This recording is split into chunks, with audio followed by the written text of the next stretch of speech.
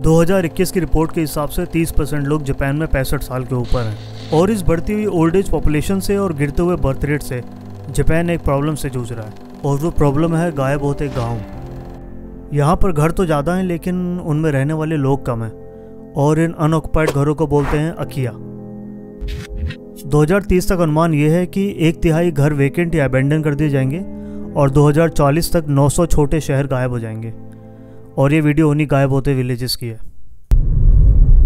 मैंने 1-2 ब्लॉग कहीं पढ़े हुए थे कि यहाँ पे ना कुछ गांव हैं जो अबेंडन हो चुके हैं, मतलब लोग उन्हें छोड़ के जा चुके हैं। तो मैं बस वही गांव ढूंढने जा रहा हूँ। जापान में इस तरह के बहुत सारे अबेंडन विलेज हैं, लेकिन वो इस तरह ना पहाड़ों की वैलियों में है, घाटियों में, तो उन्हें ढूंढना मुश्किल हो जाता है। तो इन अबेंडन जगह को ढूंढने के लिए मैं 15-20 किलोमीटर ड्राइव करके जंगल में गया, जो कि शहर से बहुत ज़्यादा दूर थे। ये जंगल बहुत ज़्यादा शांत था और कभी ये जंगल एक गांव हुआ करता था। किसी तरह हिम्मत करके मैं एक घर की तरफ गया।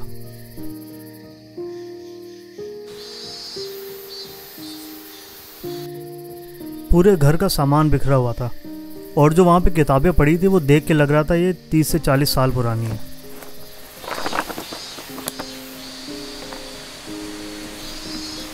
मैं से इमेजिन भी नहीं कर सकता इतने आइसोलेटेड जगह में रहने के लिए।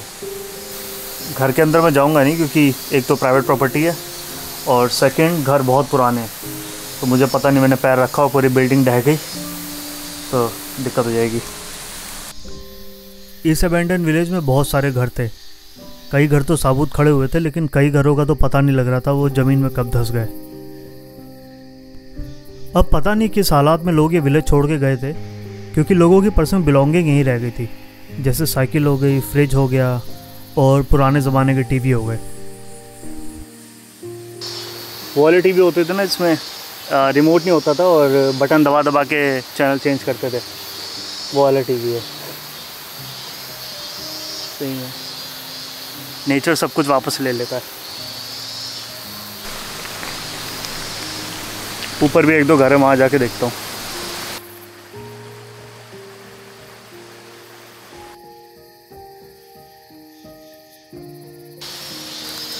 अभी चलते चलते एक चीज़ पे पैर पड़ा है, दिखाऊं क्या है?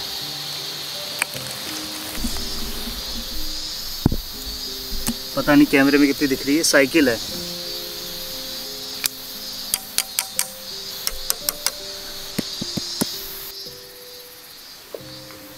एक और टीवी, वैक्यूम क्लीनर।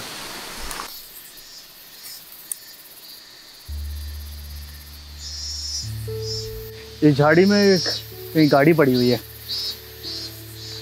इस गाड़ी के लिए भी फैमिली ने पैसे जोड़े होंगे। अब ये पता नहीं ये लोग कहाँ पे होंगे। सांप वाप हो सकता है।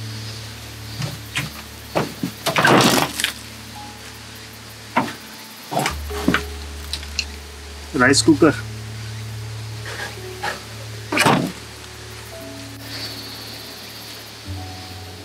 ये घर तो लग रहा है कभी भी गिर जाएगा।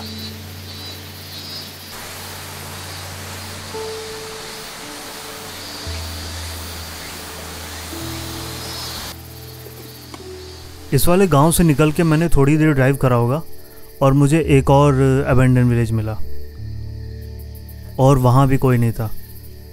मुझे यकीन नहीं हो रहा था कि इतने बड़े बड़े गांव हैं और यहाँ पे एक बंदा भी नहीं है। इस पूरे गांव में सिर्फ 20 घर होंगे, जिसमें से 18 ऐसे हैं टूटे हुए। वहाँ जितने भी घर थे या फिर वो टूटे हुए थे या फिर उनमें ताले लगे हुए थे और कोई आवाज़ नहीं थी। तभी किसी घर से मुझे किसी बर्तन की आवाज़ सुनाई दी। पहले तो मैं थोड़ा डर गया कि क्या करूं, लेकिन थोड़ी देर बाद पास जाके देखा तो एक बूढ़ी सी दादी अकेले कोई काम कर रही थी। मुझे एकदम से यकीन हुआ कि इस बड़े से बंजर गांव में कोई अकेला रह कैसे सकता है। उन्होंने मुझे देखा और वो मुस्कुराई और उन्होंने बात करनी शुरू करी। इमा ओसाकाに住んでる。そうですか。はい。生まれはどこですか？国は。国はインド。インド。そう。どんな仕事しますか？今。今仕事はこれエンジニア。そう。今何歳ですか？今あなたは何歳ですか？何歳に見える。ああ、60かな。また60、80？すごいな、めっちゃ元気に言ってる。85、すごいいいな। हमारी कुछ 15 मिनट बात हुई और उन्होंने बताया वो नीचे किसी सिटी में रहती हैं और कभी कभी यहाँ पे आती हैं। उन्होंने यहाँ सब्जियाँ बो रखी हैं तो शाम को वो वापस चली जाएंगी। उनके सारे बच्चे कहीं शहर में शिफ्ट हो गए हैं, पति बीमार था तो वो आज अकेले आई हैं। मैं तो ये सोच के हैरान था कि 85 साल की उम्र में वो इतना सब कर कैसे रही हैं, वो भी अकेले, क्योंकि शहर से जो ड्राइविंग है वो 2 घंटे की है। उसके बाद भरी दोपहर में खेत में जाना, सब्जियां काटना और शाम को वापस सिटी जाना अपनी फैमिली के पास। सही में जापान में लोग बूढ़े हैं लेकिन बहुत हेल्दी हैं। और जाते जाते मैंने उनके साथ एक पिक ली।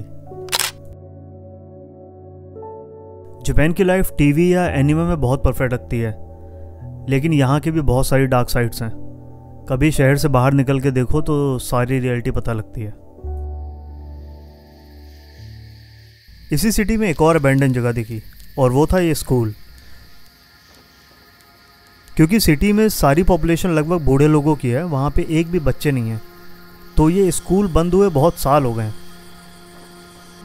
यहाँ पे एक कैफ़े तो खुला था लेकिन जब हम पहुँचे तो वो बंद था। और अक्सर इन सब जगह पे डर नहीं लगता, लेकिन रात में ये जगह बहुत हॉन्टेड लगती हैं। तो ये यहाँ पे कोई अबैंडन स्कूल है और ये बिल्कुल वैली के बीचों बीच में है, कोई भी नहीं आसपास यहाँ पे।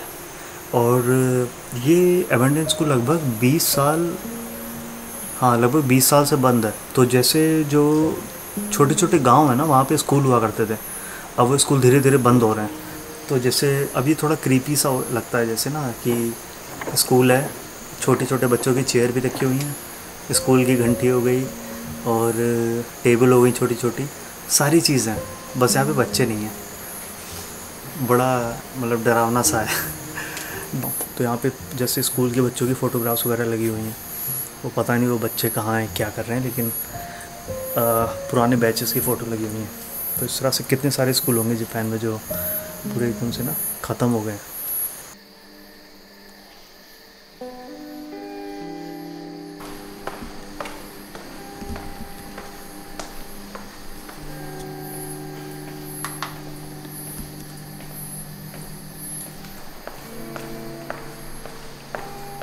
बहुत स्केरी मामला है।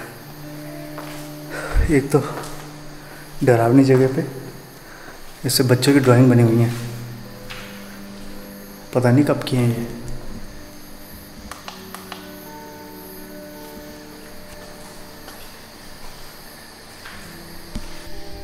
जब स्कूल के रैंडम दरवाज़ों को खोल रहा था तब उसमें एक बास्केटबॉल कोर्ट दिखा।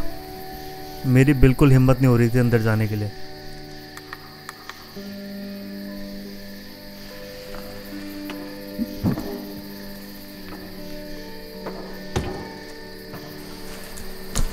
मेरी हिम्मत नहीं है इसमें जाने की, सुबह जाके दिखाऊंगा। सुबह जब उसी कमरे में पहुंचा तो वो कमरा बिल्कुल खाली पड़ा हुआ था। हर तरफ बस जाले और धूल लगी हुई थी।